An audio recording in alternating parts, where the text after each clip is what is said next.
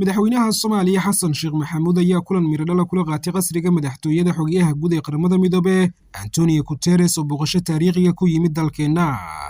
madaxweyne Xasan Sheekh iyo xogayaha Antonio Guterres ayaa ka dhinsaday ayaa iskaashiya labada dhinac qorsheynta mudnaanta u leh dowladda federaalka Soomaaliya, caqabadaha jira iyo dhinacyada ay tahay in gargaarka iyo waxqabadka hay'adaha qaramada midoobe ee ka howlgala Soomaaliya ay xoogga saaraan si loo xaqiijiyo dib u soo kabashada Soomaaliya.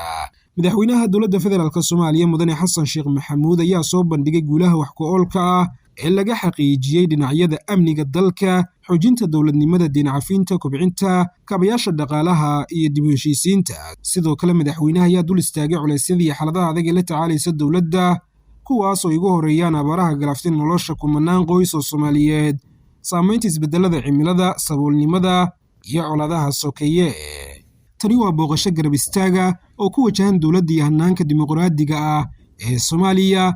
booqashadan waxay noo xaqiijinaysaa in qaramada midoobe ay si buuxda uga go'an tahay inay taageerto qorsheena dhanka dowlad dhiska ah iyo xasilinta dalka. waxaan ku kalsoonahay in dadka Soomaaliyeed ay awood u yeelan doonaan inay ka gudbaan dhibaatooyinka iyo caqabadaha ay weli wajahayaan, iyadoo loo marayo dhammaystirka xoreynta dalka iyo dib u heshiisiinta.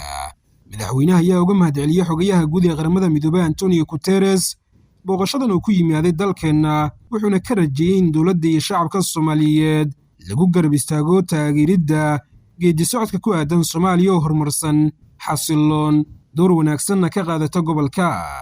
dhankiisa xogayaha guud ee qaramada midoobe Antonio Guterres ayaa muujiyay siduu ugu faraxsan yahay booqashadiisa Soomaaliya, isagoona uga mahadceliyay madaxweynaha jamhuuriyadda soo dhoweynta diiran uu sameeyey isagii wafdigiisa. wuxuuna xusay inuu fahamsan yahay xaaladaha bini'aadanimo ay la tacaalayso dowladda federaalka Soomaaliya, lana xoojiyo taageerada iyo garab istaagga dalka.